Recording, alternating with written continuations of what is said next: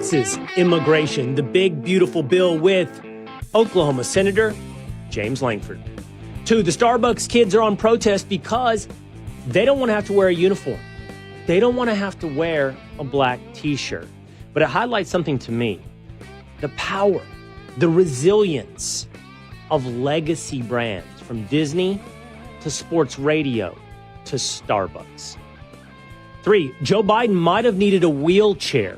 He forgot and couldn't recognize George Clooney. Couldn't remember the names of people like Jake Sullivan. And yet, here today is the media telling us, oh my gosh, we're just discovering how bad it was under Joe Biden. Plus, how much money has Qatar poured into the United States?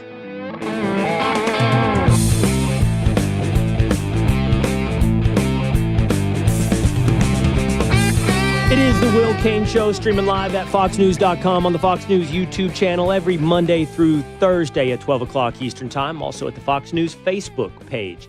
Jump into the comments section. Set yourself a reminder so you're here with us every day, right around lunch.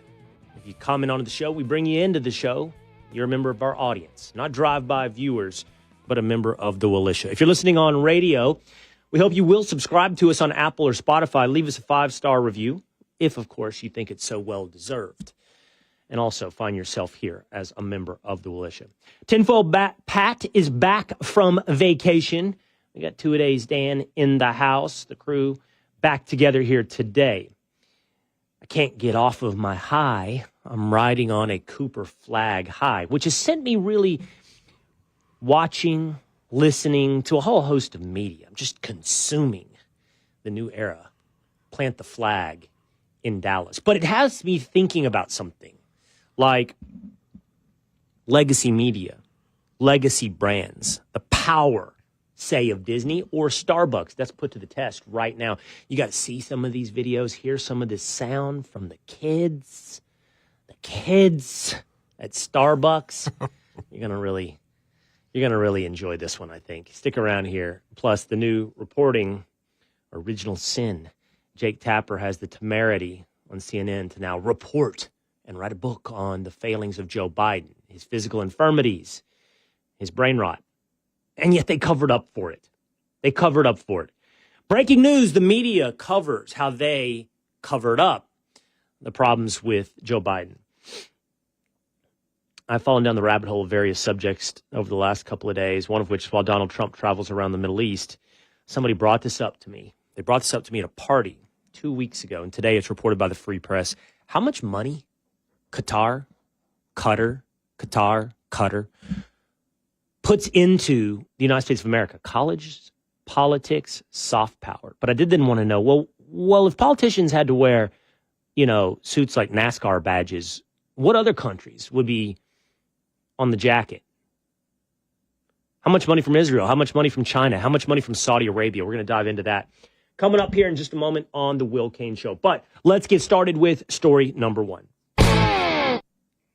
Senator James Lankford of Oklahoma joins us now on the Will Cain Show. What's up, Senator? Will, good to hear from you. Glad to talk to you. I think let's start with, it's a hard thing to cover, Senator. It's like jumping into the kitchen, looking at the ingredients, the pot mixing up, not even knowing what the meal's going to look like at the end. But that's sort of the story when it comes to the big, beautiful bill. Whatever's going to happen with the extension of tax cuts, spending cuts. You're sitting there over on the Senate side. You're kind of in the bullpen waiting as the House and the Ways and Means Committee is working on this. But that hasn't stopped some of your colleagues from talking about this. By the way, here's Senator Ron Johnson of Wisconsin. He had this to say about the process and what looks like it's coming together. So there's nothing now to justify this abnormal level of government spending. Pathetically, Congress is having a hard time agreeing on a reduction of even $1.5 trillion from that 10-year amount. That's a 1.68% cut, a little more than a rounding error. My guess is that much of that minuscule decrease will be backloaded at the end of 10 years, for which Congress is now budgeting, increasing the probability those savings will never be realized. Now, we are seeing stuff. He's seen stuff. Ways and Means is coming back some stuff. But again, as you sit in the bullpen waiting for that thing to be passed to the Senate, what are your thoughts on the big, beautiful bill? Yeah, we actually started working on this a year ago, trying to be able to play out what are the different options if Republicans had the White House and the Senate, not the House, and all the different options. And our best case scenario is if we had House, Senate, White House, which is what we have. So the Senate has been actively working on this, as the House has been as well for months and months and months, trying to be able to brainstorm. We know two things are going to come out of this. We're going to reduce spending dramatically, and we're going to actually stabilize tax policy and try to stabilize it for as far out on the horizon as we can. But then you're right. Everything else in the ingredients is all up in the air to try to figure out. And our biggest challenge, as Ron Johnson has mentioned, as I've said over and over again as well, we're $2 trillion in overspending per year. This is talking about cutting $2 trillion in a decade. So that means $200 billion this year in a $2 trillion deficit. We got a long way to go to still get us back to balance. So we've got a lot to still reduce. As folks are freaking out and saying, oh my gosh, we're talking about reducing spending. Everybody's all for reducing spending when it's a theory, but everybody then says, oh, but not my thing, not this thing, not this thing. At the end of the day, we can't keep overspending $2 trillion a year. We got to find a way to get back to balance. Let's dig into both of those elements you talked about. All right, first of all, tax policy. Stabilizing it is the word that you use, extending it. I read in Politico this morning, the current proposal for tax rate decreases or the extension of decrease would somehow come back. They're thinking it's coming back better than even expected, meaning it's not going to cost as much. It's always hard to think. Tax cuts cost, but I guess it's into the government coffers. So they said something like middle class earners would receive something like a 15% decrease. People making over $1 million, it's like 8.6% decrease. And the argument in Politico was that a lot of Republicans were saying, well, since that came in better than we thought, we can take a more serious look at SALT reductions. That's state and local tax deductions that largely benefit places in the Northeast with high state taxes or California. I see you shaking your head already. So talk to me about taxes for a minute. Yeah, first things first, we don't want the rates to go up. When everybody's talking about how much it's going to cut tax rates one or the other, what they're really looking at is saying it's scheduled to go up on every single tax bracket in January. That's the calendar changes January 1. Every single rate goes up. Every small business, their rates go up, all those things. The child tax credit gets cut in half. All those things just happen next year with the calendar change on it. First things first, we're trying to make sure that doesn't happen. We have stable rates on it, that we don't have this giant tax increase on every Americans. And then we start talking about the state and local taxes, the SALT tax, as everyone talks about as well. This is dominantly important to those in the very highest bracket, quite frankly, and it's a big deal to states like New York and California, Illinois that have really, really high state taxes, that they want to be able to say, we have high state taxes, so I should be able to write that off and have my state in Oklahoma, have taxpayers in Oklahoma pay more federal tax so that taxpayers in New York can pay less. I don't think that's the way to go. Let's just try to keep it consistent on it. If you're unfortunate enough to live in a high state tax, you can do what a lot of other New Yorkers have done, and that is move to Florida and to try to get out of a high tax state. Well, I did that. I got to be honest, when I lived in New York, I sure liked the SALT deduction. But I get it. Now I live in Texas again. It has an impact on my life. And when you put it the way you did, it's like, why should they get a reduction in taxes because their states are inefficiently managed, proportionally forcing up Oklahomans and Texans and Floridians to pay more? I want to put a pin in that because I think it ties into this. Really quickly now on spending cuts. It's just, today here at 4 o'clock on the Fox News channel, I'll have Congressman Chip Roy. I know he really wants to see spending reductions. A lot of people do. Yep. You're right. It's like everybody wants it in theory, and then nobody wants to. Everybody's worried about Medicaid cuts. Everybody's worried about whatever affects their state.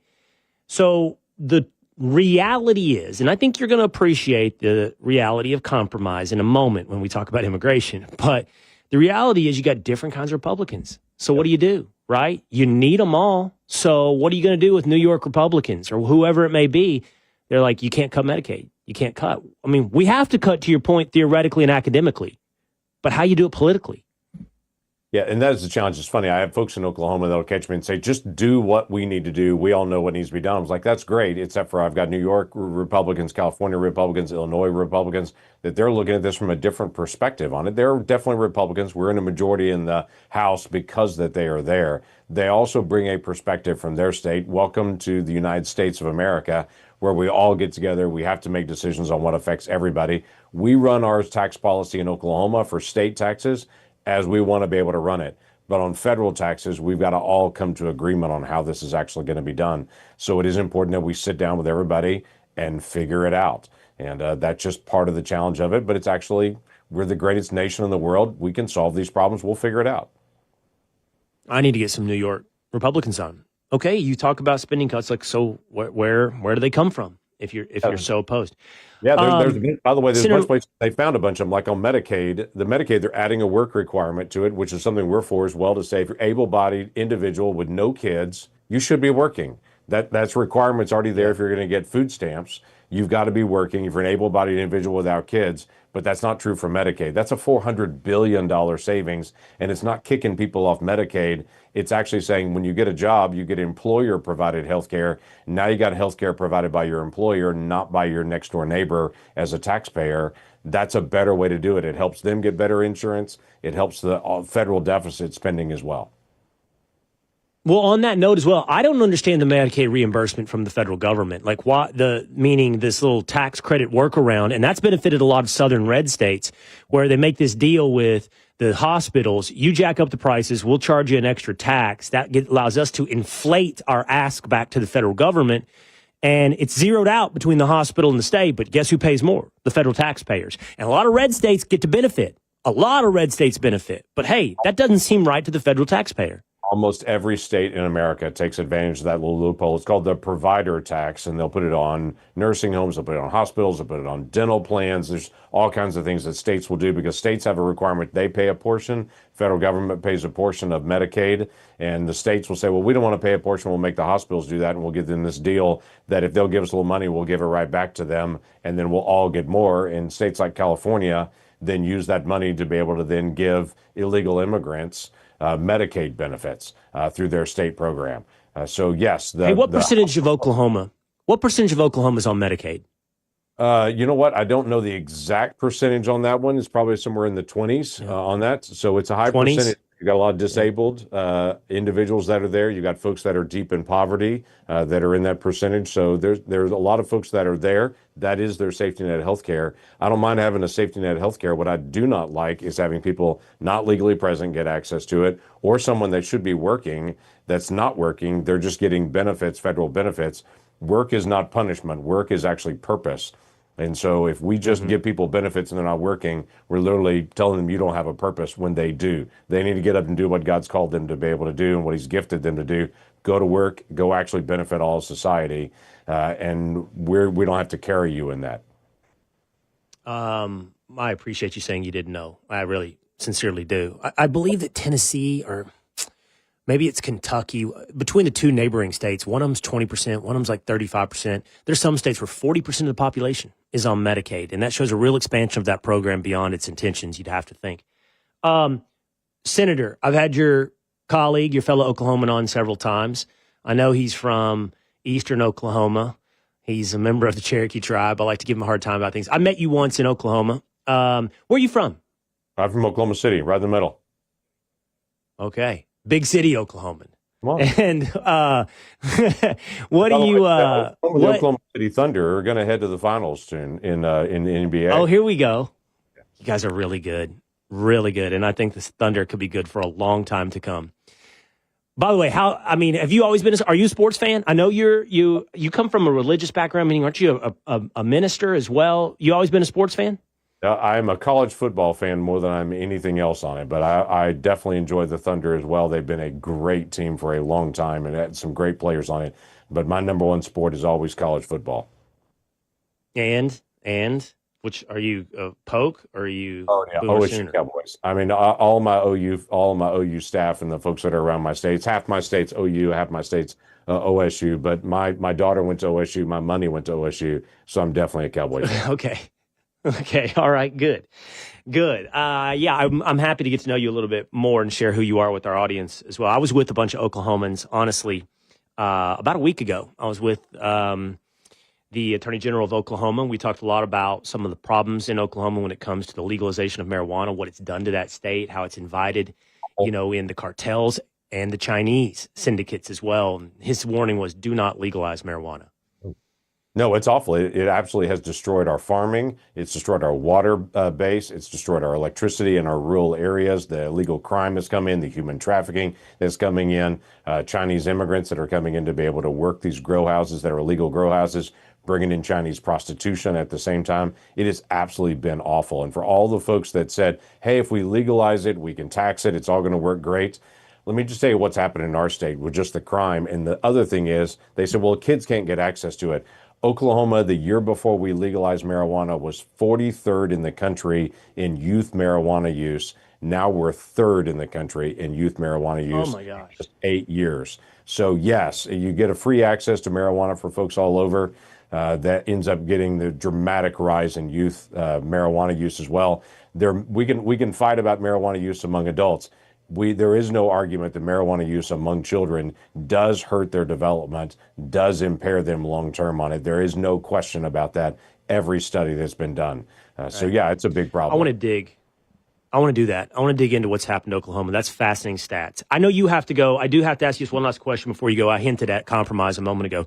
How do you took a lot of heat for your bipartisan immigration bill. We're looking at, what was it, roughly a year ago-ish? And didn't want to do anything. And the president said, by the way, the current president said during his State of the Union, turns out we didn't need a bill, we needed a new president. You've seen border crossings plummet and so forth. I know you were living in a different moment in time at that point. Do you look back on that proposal at that time and still think it was needed? It was needed. Here's the difference on it. A year and a half ago when I was working on that bill, we had 1 million more people illegally crossing the country. If we could have passed that bill, we could have blocked those 1 million people from illegally crossing. Now we're going to pay untold billions of dollars to try to move those folks out. And so I wanted to be able to stop that group. I also had no idea who was going to be president next. Obviously, I hoped it was Trump. I was very supportive of President Trump being elected, but you can never guess that a year out what's going to actually happen. And my goal was to shut down illegal immigration to be able to come no matter who's president. And the other thing was, we changed a lot of the authorities in that bill. Right now, all these cases that are caught up in the court, where the court's jumping in on President Trump, saying you can't do that, you can't do that, those things would have not been true if we'd have passed this bill, because we handed additional enforcement authorities to whoever the president is to be able to make sure the court wasn't going to be able to stop them from stopping illegal immigration. I want to be able to promote legal immigration and bring to a stop all illegal immigration. So I was going to try to get as much as I could get done at the time that I was actually living it. And I know it's hard to be able to look back and say, we elect a new president, we're done. I don't know who's president 5 years from now and what they're going to do on the border, but I want to put in law so no matter who is president, we keep that border closed. I appreciate that answer. I think it's worthy of a deeper conversation, but I think your answer is honest, and it was a different time with an uncertain future. I appreciate all of this conversation. We hope to see more of you, Senator Lankford. Thank you so much for hanging out with us. I know you have a tight out here. You probably have some official business for the United States. So we appreciate you spending time with us. Yep, running to vote on the Senate floor right now. Thanks, Will. Look forward to catching up. All right. Take care. That's Senator James Lankford of Oklahoma here on the Will Cain Show. Over on YouTube, the folks having their say. Here is what Bottom Line Caroline has to say. We appreciate you, Bottom Line Caroline. Starting to see you on a regular basis here on the Will Cain Show. Officially a Willisha.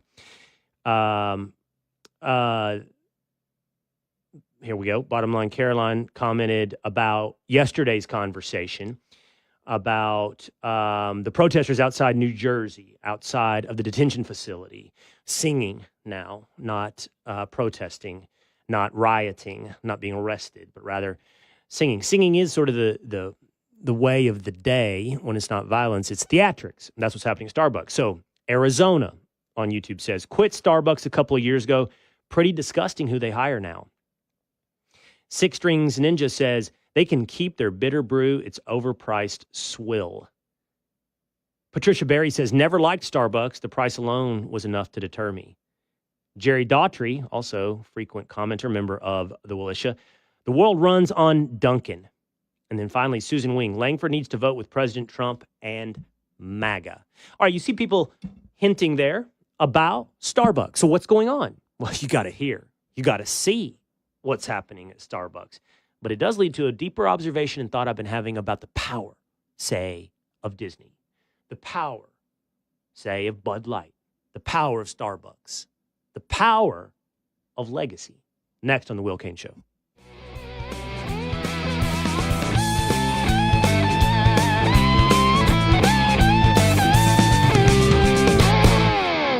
It's the Will Cain Podcast. I think this long-term play is an attempt to reorganize the global economy, to arrest the fall of the American empire. I don't know whether or not it will work or whether or not it will fail, but I do know the path that we were on, even if in the short term the economy looked good, the path that we were on has been a path that is well trod by many empires before us, and we might want to try to reposition or arrest that fall and sustain the American empire. Get the podcast 5 days a week at foxnewspodcasts.com or wherever you download your favorite podcasts. Greg Gutfeld is coming to Fox Nation. Hello, America. I'm hosting my first ever game show on purpose. It's called What Did I Miss? We took 4 contestants and isolated them for 90 days. No phones, no TVs, no clue. Now we get to make them answer questions for money. Sean Hannity's money, maybe. All I keep imagining is like the world just being burned down. What do you guys think? Quite possibly the strangest game show ever created. Greg Gutfeld's What Did I Miss? A Fox Nation game show. Streaming now.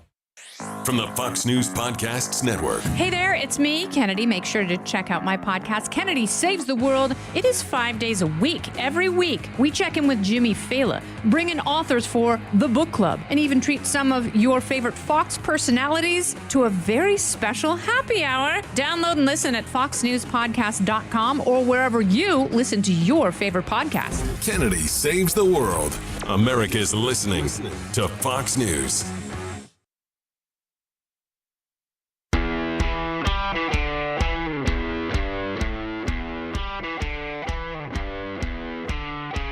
Ridiculousness at Starbucks. It's the Will Cain Show, streaming live at foxnews.com. Fox News YouTube, Fox News Facebook. Subscribe at Apple or on Spotify. All right, let's roll the tape, fellas. Tinfoil Pat, 2 days down. Let's enjoy a little bit of these Starbucks protests. Here's the scene. The scene. Starbucks' new CEO, recognizing 3 straight quarters of decline in revenues, wants to reform the path of Starbucks. Once a place where you had to wear a uniform to work and vagrants did not hang out in the bathroom, he wants to clean up Starbucks and make everybody working there wear a black T-shirt. 2016, Starbucks relaxed its rules. Said, you can wear jeans, you can wear a T-shirt. Now they want you to wear dark jeans, khakis, black T-shirt. And this, according to these protesters, the baristas, this is oppression. Here is a bit of that protest. This is not a legal action that Starbucks is taking by unilaterally deciding what the dress code is going to be and then creating this so-called feedback session where the dress code's already created and we're just expected to let off some steam and still accept it. Lying down. This isn't a feedback that any of these partners feel manipulated by all of you all who are also continuing to push this agenda on us. That is some of the protesters inside of a Starbucks. They fulfill every stereotype, every single one. There's clearly gender fluidity and non-binariness going on, and I don't know what's happening with the party hats. Why do they all have on the little pointy party hats? What does that have to do? Maybe they think they're unicorns with the protest now? I don't know. That's a bit. It looks like it was what we're doing here. We're doing like a furry thing, but a magical furry thing. Little tails and little hats that look like unicorns. Then they put on a sidewalk fashion show. I guess modeling what they'd rather wear than black T-shirts. It raining just makes it worse. This is, for anybody listening on radio or on Apple or Spotify, honestly indistinguishable from a pride parade. It is something going on here with a goofy little sidewalk fashion show walk, which they're all dressed, granted, differently. There's nothing uniform, including their genders. And it's, I guess, about the oppression of having to wearing a black T-shirt. Now, we should put some context on this. 1% right now. 1% of Starbucks baristas are currently participating in this protest. They want to unionize, which they're trying to unionize this shop. They're calling themselves a union. And it was covered this morning by CNBC's Squawk Box. It's on Bloomberg. And it shows some pretty fascinating places of where woke culture will take you. Incoherence and cannibalization. Starbucks, of course, someone who has cultivated that kind of wokeness. And now here it is attacking its host. You know, this woke thing I want to talk about for a minute. So I was listening to sports talk radio in Dallas, Texas yesterday. Mavericks get the #1 lotto ball, get to take Cooper Flag. I need information. I want to start listening to people talk about this. So, by the way, I went to a lot of well-known places that one would go to listen to. I tried Russillo, I tried Simmons, I tried places that you know are going to talk about this kind of thing, kind of giving evidence to, you build a brand and people come to expect something from that brand, and, you know, they look for you to comment. But it's not just on media and commentary. It's on business as well. You want a cold beer and people still reach for a Bud Light. They do. Yesterday, I wanted to reach for local sports talk radio. And one of the things I heard them talking about yesterday was woke mobs. But they were doing it in a sarcastic fashion. Now, this particular radio station has dominated, quote unquote, cool in not just Dallas sports media, but in, honestly, national sports media, in that they were a pioneer from the 1990s. It's like this station in Dallas and WFAN, two totally stylistically different offerings, but two pioneers in sports media. What I'm getting at is they were sarcastically going on and on about woke mob. The woke mob's fault. This is the woke mob's fault. Get Kristi Noem on this. And they're all chuckling and laughing at each other. And I just kind of listened and I was like, what are they doing? Like, sarcastically making fun of the idea that there are people concerned or blaming some problems in society on the woke mob. And it occurred to me two things. It would be like listening to two people mock cancer. Oh, he's sick. Oh, cancer. He's got cancer. It's like, cancer's a real thing. Why are you mocking this? And the societal deterioration of woke culture has eroded almost every aspect of America. Now, luckily, we're on a vibe shift upswing, but that doesn't undercut the reality of what was, and to some extent still is, afflicting America. And to cloak it in sarcasm suggests you have no idea how people feel, what people have experienced, what your audience thinks, or any semblance at this point of reality. Academic thinkers, thought leaders, yes, of course, politicians, moms at the school board, kids in 11th grade, trust me, kids in 11th grade all know and have experienced and lived amidst the woke mob.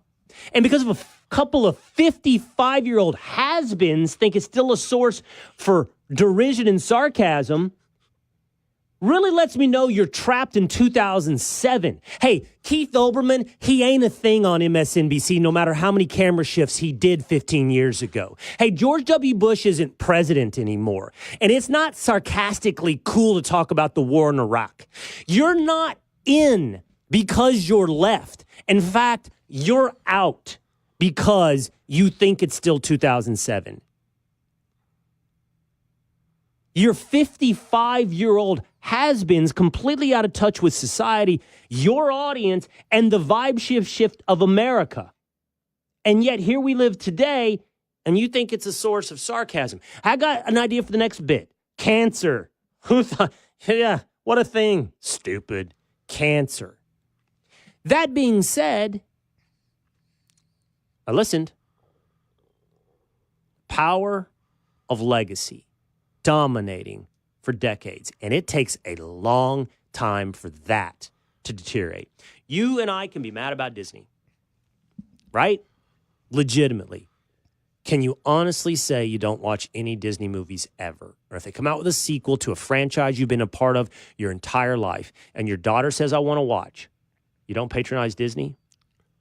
I would love to see an update on Bud Light sales. I really would. Have they rebounded? Modelo went to number 1 for a while, also owned by Anheuser-Busch. But where's Bud Light today? I saw Roll Tide Willie, who I love, on Instagram, and he does his beer taste test. I don't know if you guys have ever seen that. Roll Tide Willie, big Alabama fan. Yep. And he'll taste beers, take a swaller, and if he likes it, he'll keep drinking. If not, he'll spit it out. And he just handed him a Bud Light, Chad, his partner, and before he can even get through his spiel of trying it, Willie throws the beer against a tree and says, don't drink Bud Light.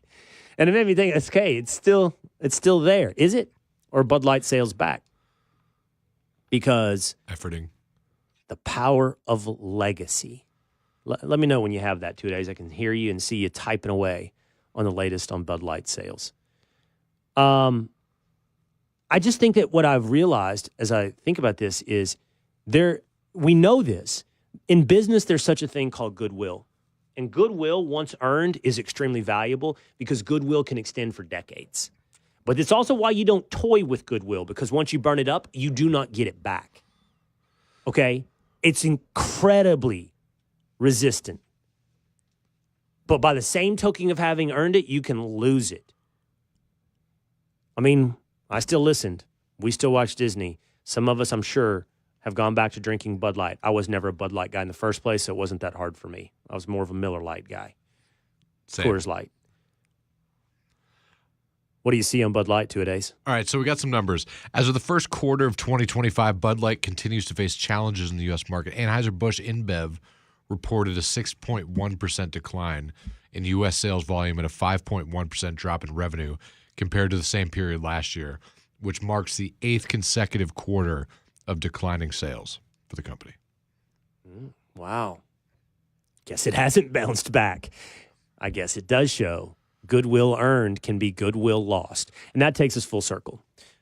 Go ahead, 2 days. No, I was just going to say, but things like Bud Light and Disney and things like that, it seems like it's thrown in your face. And people are just like, well, don't watch Disney. Don't drink Bud Light. Don't do those things. You don't have to. Don't watch our show, whatever you want to do.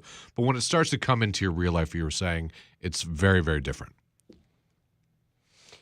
Well, and that's where we find ourselves today with Starbucks. It's only 1% of baristas, and it is a CEO trying to put the company back on the right path. And you have to respect that, because I do think you have some leash. You have some leash. Like, you can make mistakes when you're that big, when you're that powerful, when you have a brand, when you have that legacy. But you do have to get it back on the right path. Bud Light has tried, by the way, with Kid Rock. They've tried with UFC. They've tried with Shane Gillis. Military. Doesn't look like it's worked yet. But in military... But you have some leash to get back on the right path, but you have to get on the right path, whether or not you're a sports media, radio station, or company, whether or not you're Disney, or whether or not you're Starbucks. If politicians had to wear patches on their jackets like at NASCAR, how many of those patches would reflect Qatar, Saudi Arabia, Israel, China? Let's get into that. And plus, the breaking news from the mainstream media that Joe Biden's senility was covered up by the mainstream media. Next on the Will Cain Show.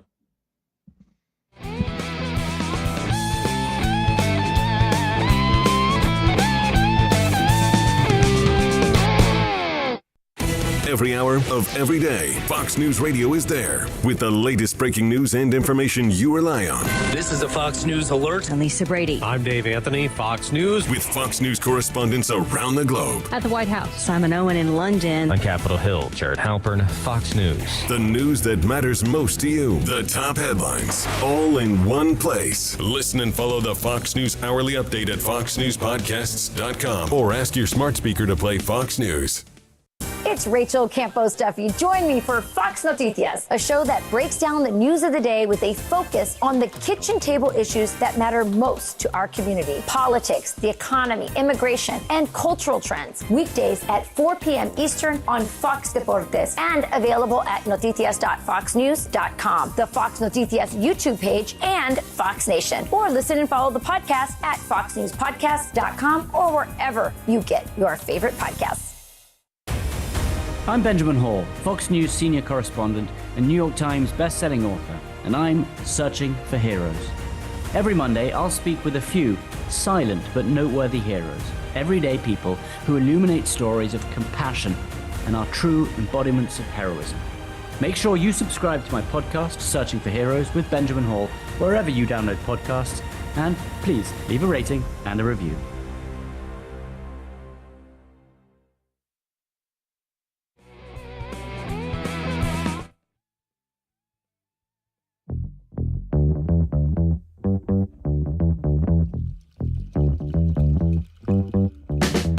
How long do they cover up for Joe Biden, and why do they feel the temerity, the gall, the cojones to now suggest, hey, you know what? There was a cover-up of Joe Biden. It is the Will Cain Show, streaming live at foxnews.com, on the Fox News YouTube channel and the Fox News Facebook page.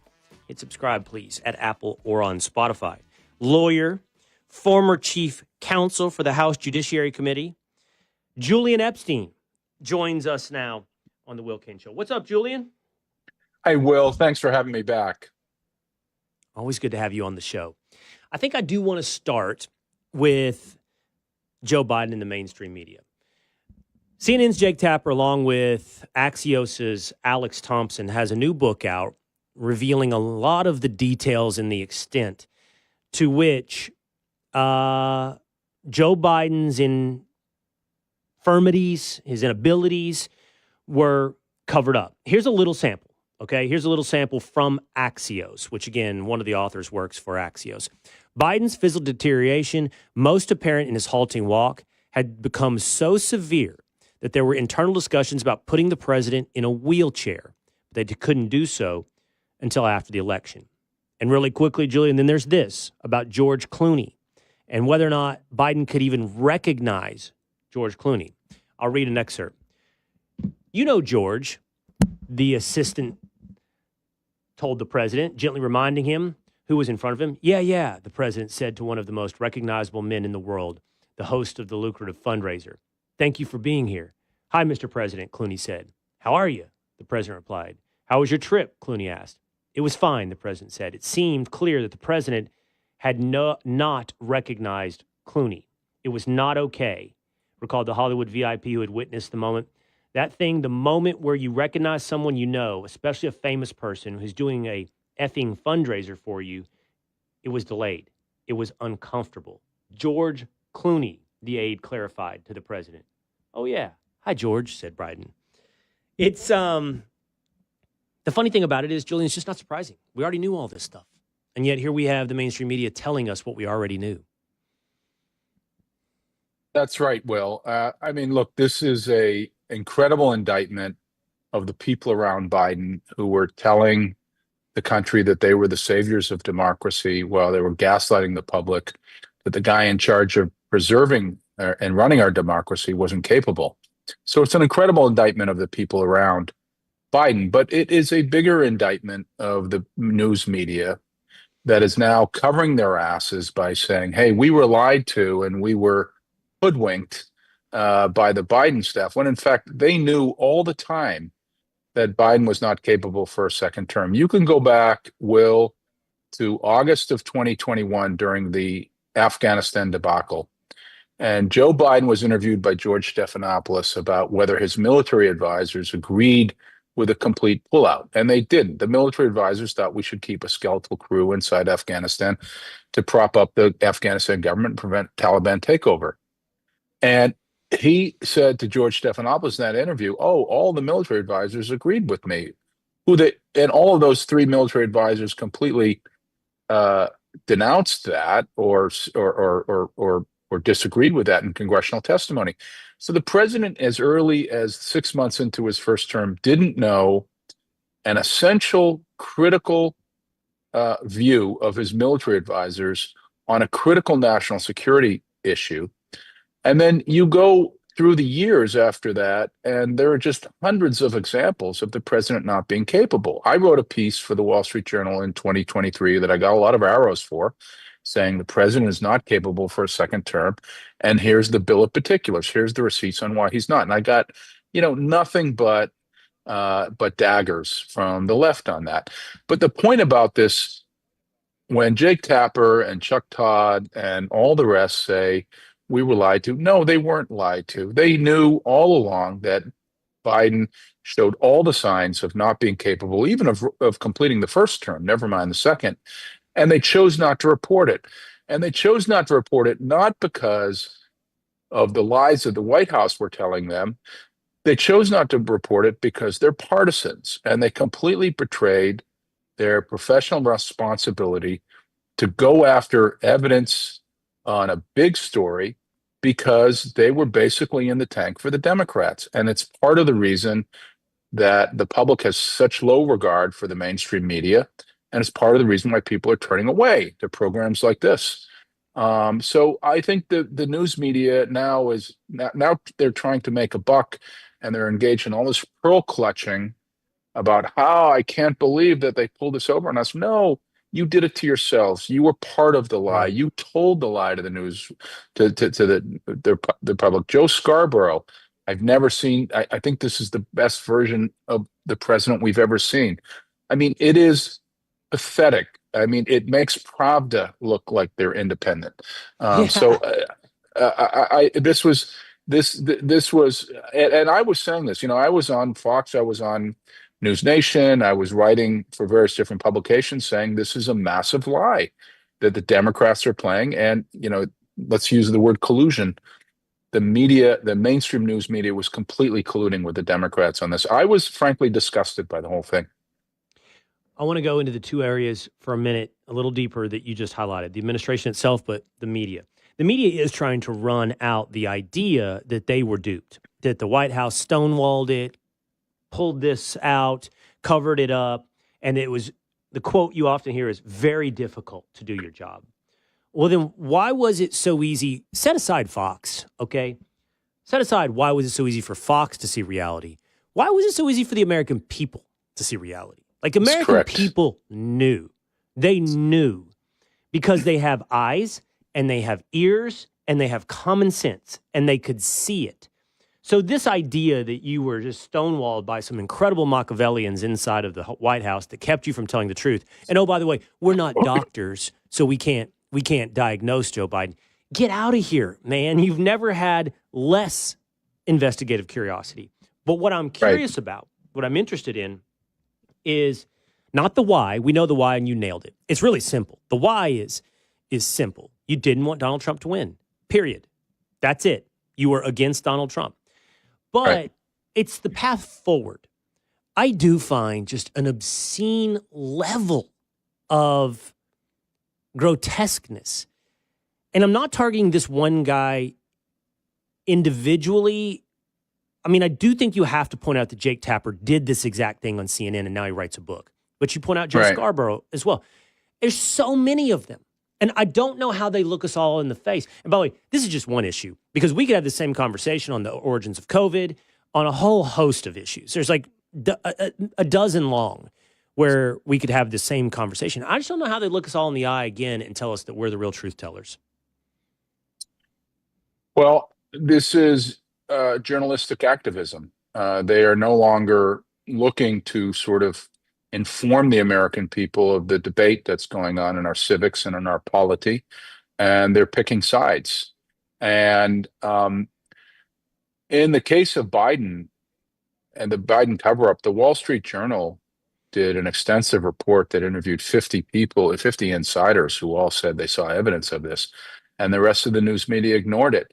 They did a separate story. Real quick, Julian, there's another thing to add to that, real quick, and that's Robert Hur's report. And then they slandered and libeled Robert Hur. That was the special investigator into a lot of this. Yeah, I didn't. I appeared on television a lot saying that Robert Hur's report explaining that he didn't think Biden was capable for trial was part of the mission of the independent counsel, the special counsel, to report why they wouldn't bring a prosecution if there was a legal violation. But, the Wall Street Journal also had a report going back to 2021 where Biden came before the Democratic caucus in the House and was basically unable to articulate what his views were. And the folks inside the Democratic caucus knew about that. But, you take it, you sort of contemporize that and take a look at sort of a number of the current issues right now. Well, the media was completely all in on the catastrophizing the tariffs. Now, I didn't like the approach on tariffs. I think it should have been more focused on China from the start.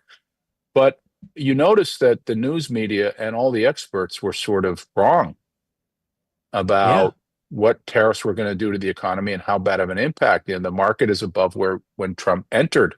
But nobody has gone back to look at why they got that story wrong. And inflation is down. Inflation down. Take another issue that we spoke about, I think, last time, which is immigration. Okay, so the media and the Democrats have gone all in. I think they've been rope-a-doped by Trump on this due process question, right? And there's a due process question under the Alien Exclusion Act because there's habeas comes in that context. But if Trump uses the Immigration Nationality Act, which is what Obama used to export 3 million illegals, then the due process almost evaporates. It's very minimal. You get one hearing with an appeal process before Department of Justice employee, an immigration judge, who can basically make a determination as to whether you have asylum. There's very, very little due process in normal immigration procedures. But again, the media and the Democrats have gone all in on this. And I wrote a piece in the Washington Post, in the New York Post on Sunday, saying this is the Elmer Fudd Democrats enabled by the news media, who sort of keep chasing Trump, catastrophizing what's going on, crying wolf. And then Trump is Bugs Bunny. He sort of pulls the rug out from under their feet. And what the news media's partisanship is doing is, I think it is enabling sort of democratic delusions that it is okay to sort of be focusing as much as they're focusing on this due process question, when in fact, under the normal immigration laws, there's very, very little due process. If they brought Garcia back from El Salvador today, they could deport him tomorrow without any further due process because he's already been adjudicated as deportable and connected to MS-13. So ultimately, the irony of all of this, Will, is that the media's partisanship is enabling democratic theologies. And when I say theologies, it's sort of like this religion that the Democrats have, that anything Trump touches is bad, that what we want, and we see this in the Medicaid debate, is more and more dependency on government welfare. And then the religion of identity politics, which is this religion that there are oppressed and there are oppressors, and we are the emancipators of the oppressed. And that is how we gain prestige within our circles, within our narrow circles. The problem with all of this, and I call it a religion because it is blind faith in this religion. The problem with all this, Will, is that it is just hastening the Democrats' isolation and making them more and more relevant because the public doesn't agree with any of this. The working class voters find the idea of more government dependency on big welfare to be demeaning. Most Black and brown voters, if you poll them, don't agree with this sort of systemic racism, oppressor-oppressed ideology. They don't like that.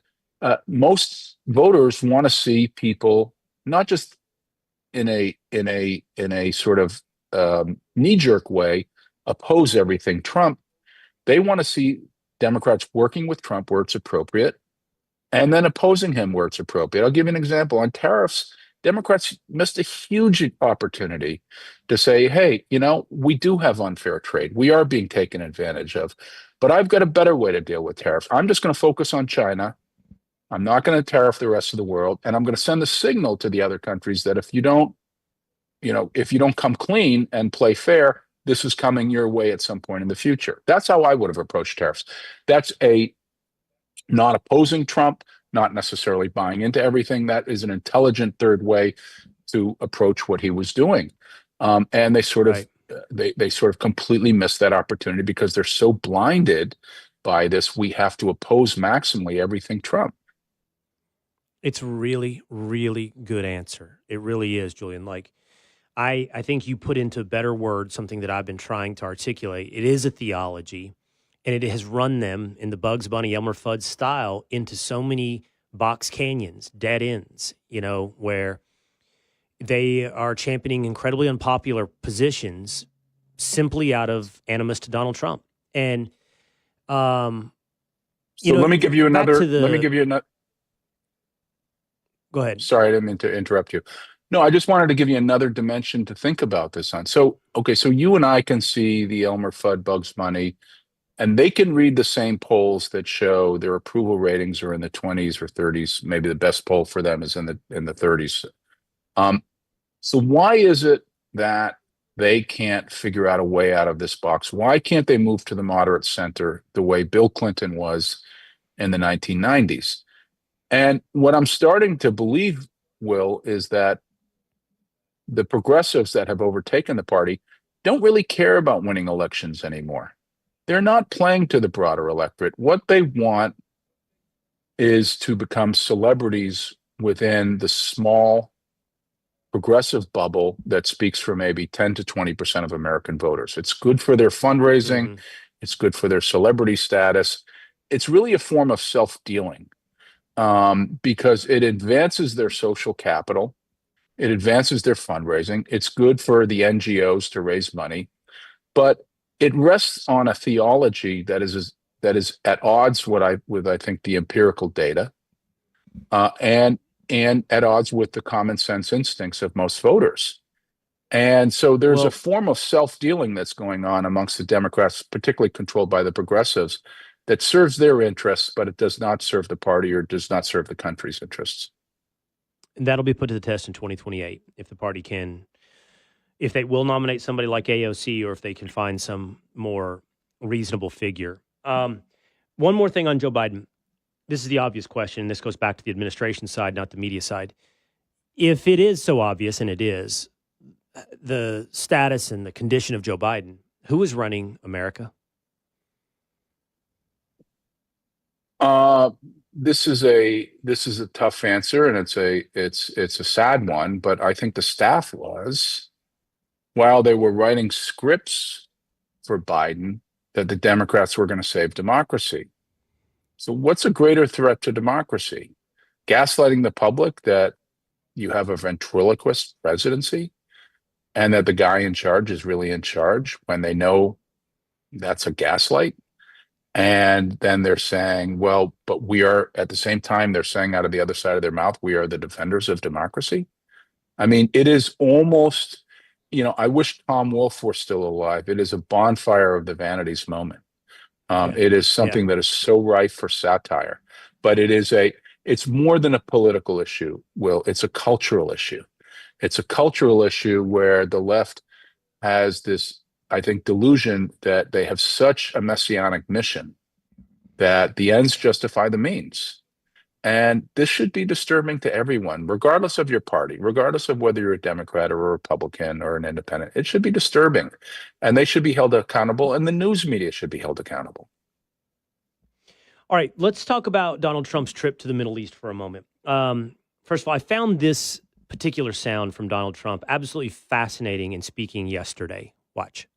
Over the past 8 years, Saudi Arabia has proved the critics totally wrong. Majestic skyscrapers, the towers that I see, the difference between now and 8 years ago. And 8 years ago was very impressive, but a new generation of leaders is transcending the ancient conflicts of tired divisions of the past and forging a future where the Middle East is defined by commerce, not chaos, where it exports technology, not terrorism, and where people of different nations, religions, and creeds are building cities together, not bombing each other out of existence. In the end, the so-called nation builders wrecked far more nations than they built, and the interventionists were intervening in complex societies that they did not even understand themselves. So there's a couple of angles I want to talk about this really quickly, Julian. First, is I think some of what Donald Trump is saying is aspirational and in some ways manifesting in reality. And that is, can the Gulf states, can the Middle East move into a new age of technological advancement and getting past tribal divisions and, as he mentioned, technology, not terrorism. He went on in that speech to say as well about Middle East, you've built your societies adhering to your own identity and your own traditions and not a globalist sense of universal ideology. And that appealed to me. Now, that's not an endorsement of every single society's identity and values. You don't have to endorse every single value or each individual identity. But you can say that's the only path forward for any particular society. It isn't. 100%. You have to become like the you have to become like the United States. You have to adopt our values. It's just not realistic. And I think that's the second part of this, where he indicts those that kind of forwarded that vision for so long. I think that's right. I found that passage to be used a couple of different descriptions for it. I found it to be a revelation. Not to get religious here, but I found it to be a revelation. I found it profoundly insightful. If you look at every Arab country, Will, just about every single one of them, if not every single one, is a failed nation state. There are no democracies, and the average GDP per capita in almost all of them is about $4,000 a year. The outlier, of course, is Israel. Israel is a multicultural democracy, and the average GDP per capita, that's redundant, the GDP per capita in Israel is about 55,000. Make that connection between a multicultural democracy like Israel and how successful they are economically. They're the second biggest tech hub on the globe. Compare those. Contrast the different models. The reason that I think this is such a pregnant moment, Will, is because MBS in Saudi Arabia sees this, and he has articulated a vision through Saudi Vision 2030 that imagines Saudi Arabia to be a country that is more than just a petrodollar state or a jihadist state, the model of Iran. And in order to do that, whether or not they have to adopt, a mirror American democracy or not, they probably won't. But in order for them to do that, they do have to make a step into modernity. And modernity means integrating into the West, into Western economies and Western cultures, and to explicitly reject the bloodthirsty jihadist ideology of places like Iran. And, there's this, people were saying during the Israeli conflict, well, you can't kill an ideology. You can't kill an idea. Well, BS, you can kill an idea. Monarchies died. Communism died. Those were ideas. Nazism died. Those were ideas. As soon as the rest of the Arab world sees that the clerics of the extremist states in places like Iran have led them down a road of scapegoating one of the most wonderful multicultural democracies in the world, Israel, so that they aren't held accountable for building their own economies and building their own cultures, you could have a turning moment. And, I wrote another piece in the New York Post a couple of weeks ago saying that if Trump could do three important things in the Mideast, he would be eligible for a Nobel Prize. And I would be the first one saying he ought to get it. And those three things would be, as part of the Ukraine deal, separate Russia from Iran. So you isolate Iran. Squeeze the sanctions on Iranian shipments. They send 95% of their oil to China. Squeeze those sanctions tighter so as to stop. They could stop the Iranian shipments through aerial strikes tomorrow. And then getting Saudi as part of a deal that involves the Mutual Defense Pact, which they want more than anything else, even more than the economic arrangements. They want the Mutual Defense Pact, which the Senate would have to ratify. You get, in exchange for that, you get Abraham 2.0. You could have the most massive realignment of a pro-Western power balance in the Mideast that we've ever seen. That is in everyone's interest. Saudi wants this. The secular Arab states want this. Israel wants this. The U.S. wants this. If Trump could pull that off, I will be the first one saying he should get the Nobel Peace Prize. It's certainly a lot more than what Obama did in the region. I think he screwed up the region with the Iranian deal, and this idea that we have to share the neighborhood with the Iranians. Right. If Trump can pull this off, it's Nobel Peace Prize worthy, and it's within sight. I'm fascinated by this idea, though, and I think Trump, you call it a pregnant moment. I think it's exactly right. I do think Trump is the right guy, and I think he has the right intentions. And that's why I use the word aspirational, because the question is, can it become reality? MBS, Mohammed bin Salman of Saudi Arabia, looks like someone who wants these things as well. Now, I did this yesterday 100. At 4 o'clock on the Fox News channel. Despite the growth of places like Saudi Arabia, and I don't have the stats on UAE and Qatar, but I do know that in Saudi Arabia, wages and average income for the middle class, the average Saudi, over the past 15 years has been stagnant. So they're booming, they're growing, but it hasn't really flowed to the Saudi people. So the rap has always been the way to pacify any potential revolution of the average person in Saudi Arabia is through Wahhabism and jihadism, and to keep them focused in that direction, right? Right. It would seem that whatever happens in Saudi Arabia, and to some extent the other two communities, UAE and Qatar, they have to build an economy that benefits everybody at some point, not just these uber wealthy skyscraper builders, and Ferrari buyers. You're going to have to build an economy that shows it benefits others, and then you can divorce it from radical Islam. 100%. I could not agree with you anymore. The reason that so many Arab countries the leaders have not been held accountable is because they can scapegoat Israel and engage in jihadist ideology as a way of escaping accountability and keeping the Arab street at bay. The brilliance of, I think, Donald Trump's insight as a businessman, and this is where businessmen really have, I think, an edge over career politicians. I work with a lot of Democratic politicians. Very few of them ever had to meet a payroll. But take Ukraine as an example. I mean, the brilliant insight that Trump had there was, rather than doing Article 5 NATO protection, if American economic activity is on the ground, Russia is not going to further encroach. And the benefit of economic to get us involved.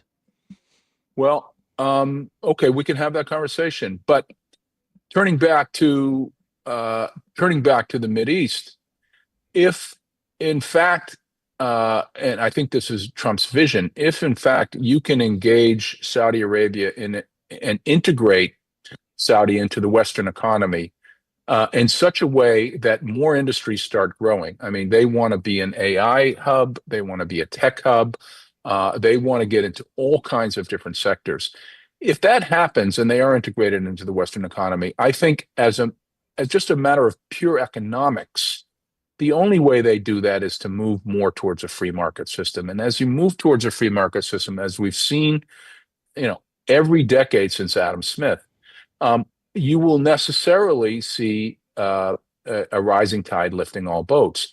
And that is such a better answer for the moderate Arab states rather than jihadism. And I think as soon as they see that jihadism is a dead-end street and free market integration with the West has all kinds of opportunities for greatness, that I think then begins to be more and more attractive throughout the region.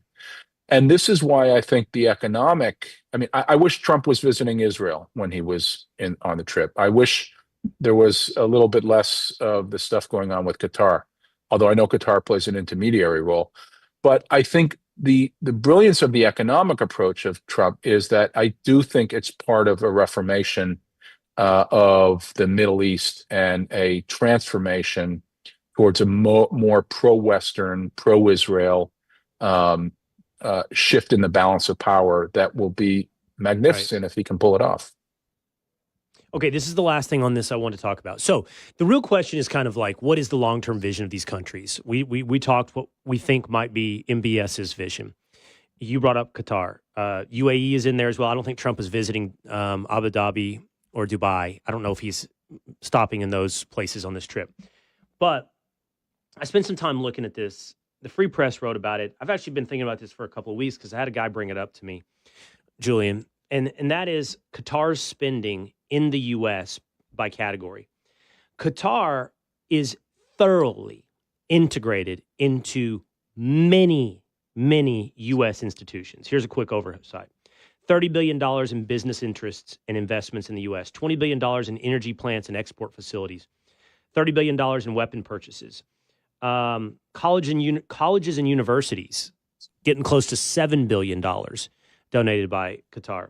And then another $224 million in lobbying and public relations. I had a guy recently pull me aside and go, have you ever looked into how much money from Qatar is influencing things in the United States?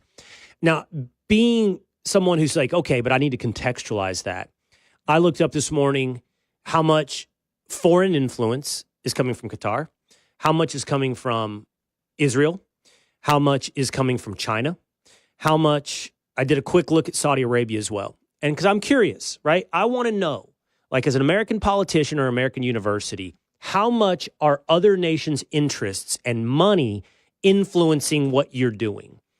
And China had a big, big jump in the mid-2010s, right? But it looks like it's tailed off a little bit. There was tons of Confucius centers everywhere. They've kind of been tailed off. There's less money coming in from China. Israel does, but it's not on the scale of Qatar. That's what you realize when you start looking into this. Qatar is really, really involved in America.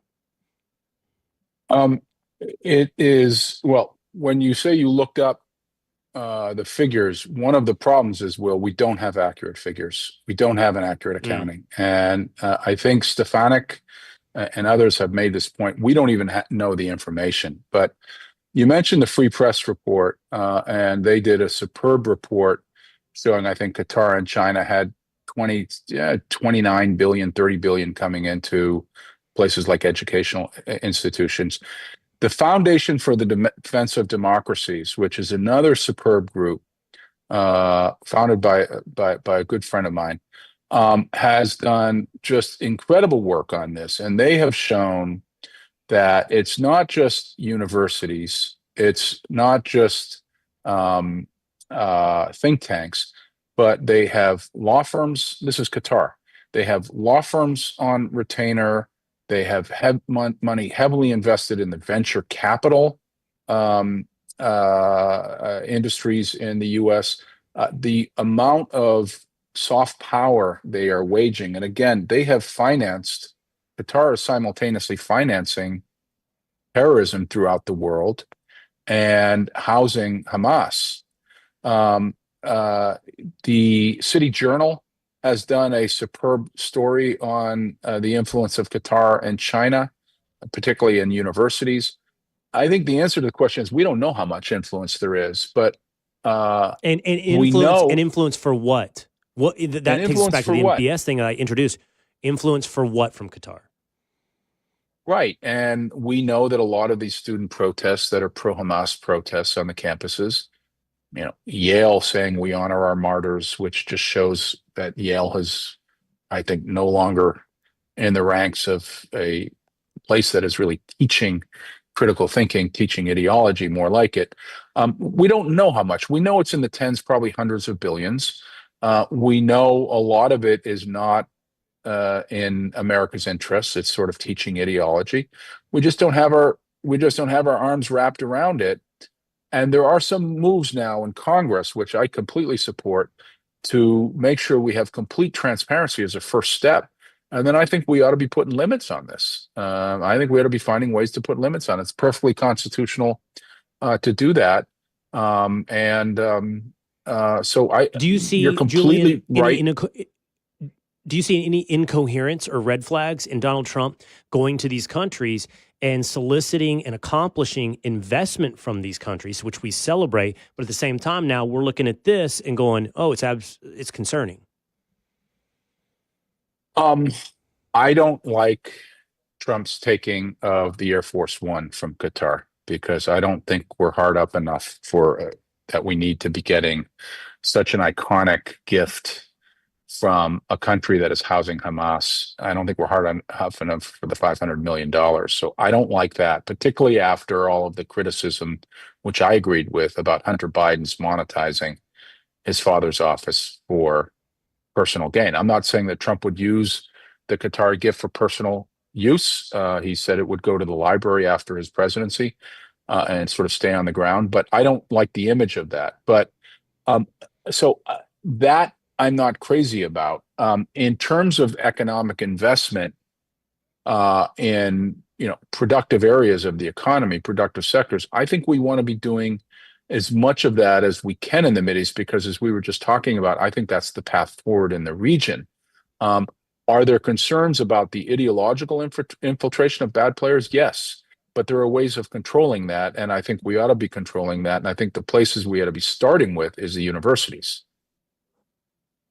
and politicians, knowing how much is going into lobbying. 100%. I mean, there was a study just like 2 days ago of what China was doing at Stanford University, where they were tracking students, and then I think the implication was they had obtained all of this personal information on the students there, and when the students sort of got hint that the Chinese government might be behind this, there were implications of potential blackmail. There's a really significant story the other day. What many of our adversaries have seen, Will, is that the universities, I mean, what did Mao do in China? Where did he start in China? He started with the universities. The brainwashing, the ideological brainwashing started with the universities. And what a lot of our adversaries have seen is this is our soft point. This is the soft underbelly. Universities are so hungry for cash and so willing, many of them so willing to sell out American ideals and the American credo, that they will take cash from anyone, and they will allow them either wittingly or unwittingly to start influencing the agendas. That's, you've seen all of these new sort of, anti-colonial study curricula start up in a lot of these elite universities. Well, follow the money, follow the money. Where's that money coming from? And you'll find a lot of the money's coming from overseas influence. And this is where we ought to be putting our foot down. And, I just hope when Trump's various activities on the universities, a lot of which I support, will not just be these one-offs that you hear about, but there is a really serious case to be made that our universities have gone from the most revered institutions of critical thinking and learning, particularly about Western civilization and how Western civilization has lifted mankind and womankind beyond anything humanity has ever done. It's changed from that to these sort of much more left-wing ideological oppressed versus oppressor, framework that is very destructive to the American credo. And what I worry about in Trump's efforts on the educational front is that you hear about it one day and then the news cycle moves to something the next day. This needs to be a concerted effort on the part of the Trump administration and the part of, well-meaning people like Bill Ackman, who have been all over this, to talk about how this is inimical to Western civilization, what's going on, and how if we don't do something about it, bad things will come in the future. And this is something that all of us need to be taking much more seriously. What a fascinating conversation, Julian. It has been on several occasions here, so I've really appreciated having you on. It's Julian Epstein, former chief counsel for the House Judiciary Committee. Thank you so much, Julian. Thanks, Will. Thanks for having me. I really enjoy the conversations as well. All right, take care. There he goes, Julian Epstein. All right, big, long conversation here with you today, hanging out on the Will Cain Show. Appreciate you staying with us. Leave us a 5-star review if you think it's so well-deserved. Drop it into the comments. Subscribe, Apple, Spotify, YouTube, and we'll see you again next time.